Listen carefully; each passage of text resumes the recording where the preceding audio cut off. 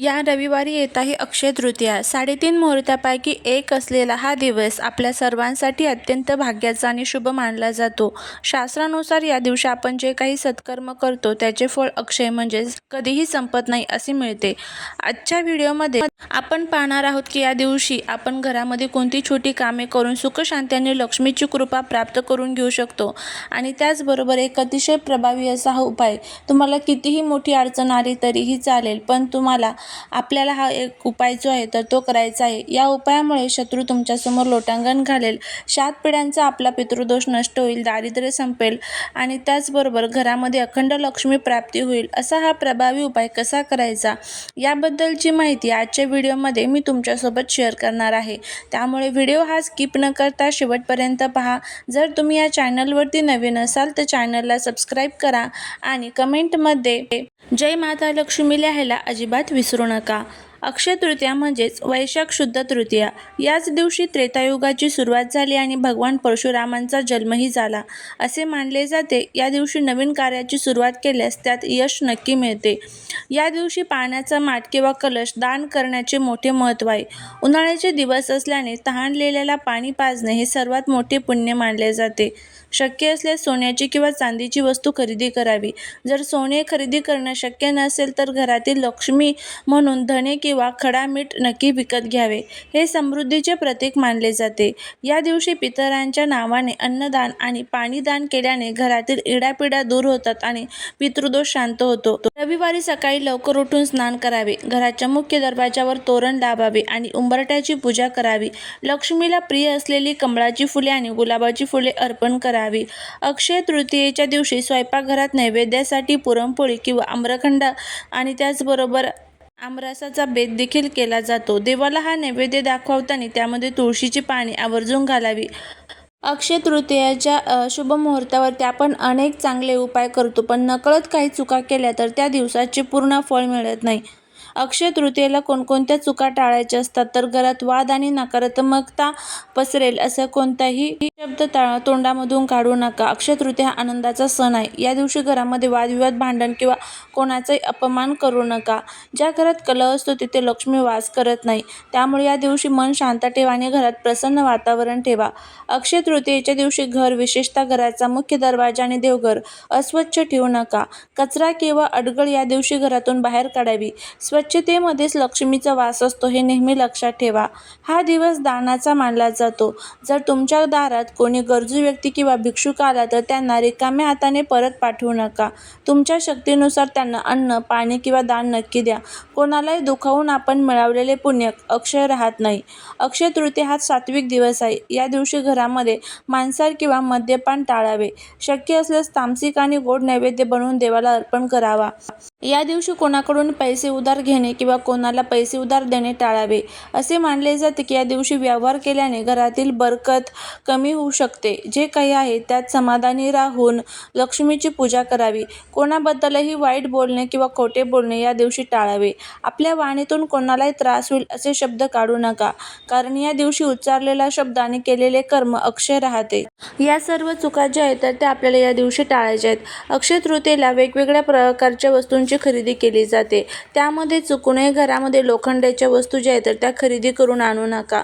त्याचबरोबर धारदार वस्तू ज्यामध्ये चाकू असेल, कातर असेल, सुरी असेल तर अशा वस्तू चुकूनही घरामध्ये खरेदी करून आणू नका.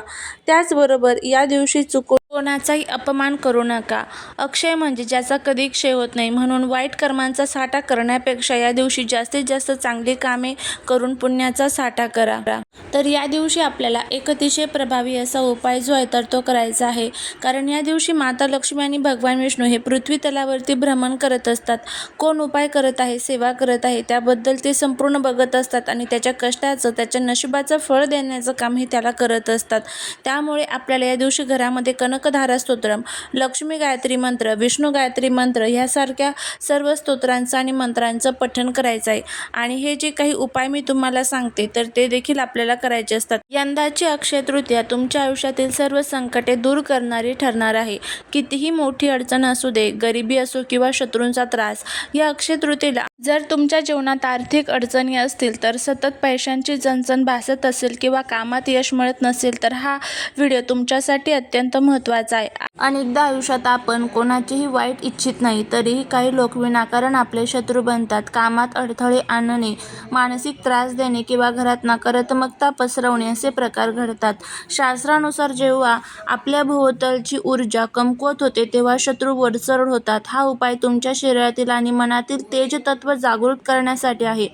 उद्याचा रविवार आणि अक्षय तृतीयेचा योग हा सूर्य आणि लक्ष्मीच्या आशीर्वादाचा काळ आहे, म्हणून हा उपाय करणे अत्यंत गरजेचे आहे. उद्या सर्वात प्रथम आंघोळीच्या पाण्यामध्ये काही वस्तू टाकायच्या आहे आणि त्यानंतर तुम्हाला हा उपाय जो आहे तर तो करायचा आहे. उद्या आपल्याला घरामध्ये इथे मूठभर धणे ठेवायचे आहे. आंघोळीच्या पाण्यामध्ये थोडंसं लाल चंदन आणि काळे तीळ टाकून त्यानंतर आंघोळ करा. लाल चंदन हे सूर्याचं प्रतीक असतं, काळे तीळ हे आपल्या पितरांसाठी समर्पित असतात. यामुळे आपली ऊर्जा जागृत होते आणि मनातील आणि शरीरातील ज्या काही नकारात्मक शक्ती आहेत तर त्या नष्ट होण्यासाठी मदत होत असते. या दिवशी तुम्हाला धण्यांचा हा प्रभावी उपाय कशा पद्धतीने करायचं आहे ते बघा. आपण खूप कष्ट करतो, मेहनत करतो, पण तरी त्या कष्टाचं, मेहनतीचं फळ आपल्याला मिळत नाही. आणि उद्या अक्षय तृतीया आहे. सोने चांदी खरेदीला विशेष महत्त्व असतं, पण प्रत्येकाला सोने चांदी खरेदी करणं शक्य होत नाही. त्यामुळे संध्याकाळी माता लक्ष्मी ज्या वेळेस आपल्या घरामध्ये प्रवेश करते त्या वेळेमध्ये तुम्हाला हा उपाय जर करणं शक्य असेल तर अतिशय उत्तम, नाही तर दिवसभरात सकाळी संध्याकाळी जेव्हा टाईम भेटेल तेव्हा करा. तर काय करायचं आहे, या दिवशी थोडेसे विकत धणे घेऊन यायचे आहे. अगदी 10 रुपयाचे, 5 रुपयाचे, जमेल तितक्या प्रमाणात विकत धणे आणायचे आहे. जरीही आपल्या घरामध्ये धणे असले तरीही तुम्हाला विकतच धणे आणायचे आहे बघा. आणि धण्यांमध्ये साक्षात माता लक्ष्मी असतात. आता जे हे धणे आपण आणलेले आहेत तर ते एका वाटीमध्ये देवघरासमोर तुम्हाला ठेवायचे आहे. दिवा लावून घ्यायचा आहे. त्यानंतर आपल्याला त्या धण्यांच्या वाटीवरती तुम्हाला 1 रुपयाचं एक नाणं ठेवायचं आहे. हळदी, कुंकू, अक्षदा, एक फूल अर्पण करायचं आहे आणि त्यानंतर ही वाटी आपल्याला आपल्या हातामध्ये घ्यायची आहे. माता लक्ष्मी, भगवान विष्णूंचं स्मरण करायचं आहे. धूप, दीप, अगरबत्ती प्रज्वलित असावी याची काळजी घ्या. त्यानंतर आपल्याला एक मंत्र म्हणायचा आहे आणि 11 वेळेस, 21 वेळेस, जमेल तितक्या वेळेस जास्तीत जास्त म्हणण्याचा प्रयत्न करा. मंत्र अशा पद्धतीने आहे बघा. ओम श्रीम ओम ह्रीम श्रीं ह्रीं श्रीं कमले कमलालये प्रसिद्ध प्रसिद्ध श्रीं ह्रीं श्रीं ओम महालक्ष्मी नमः. आता याला कमलात्मक मंत्र म्हणतात. हा मंत्र तुम्हाला गुगलवरती, यूट्यूबवरती मिळून जाईल. जर तुम्हाला म्हणता आला नाही तर फक्त तुम्ही श्रवण जरी केला तरीही चालेल. एक माळ केला म्हणजेच 108 वेळेस तर अतिशय उत्तम. त्यानंतर तुम्हाला एक लाल कलरचा कपडा घ्यायचा आहे. त्या कपड्यामध्ये जे आपण 1 रुपयाचं एक नाणं ठेवलेलं आहे ना, तर ते त्या कपड्यामध्ये ठेवायचं आहे. थोडेसे धणे त्या वाटीतले त्या कपड्यामध्ये ठेवायचे. अगदी थोडेसे ठेवले तरीही चालेल. त्यानंतर आपल्याला त्याची एक पोटली बांधायची आहे आणि त्यानंतर ही पोटली आपल्या घराच्या तिजोरीच्या ठिकाणी, पैशांच्या ठिकाणी, दुकानामध्ये, आपल्या पर्समध्ये, पाकिटामध्ये तुम्हाला ठेवायचे आहे.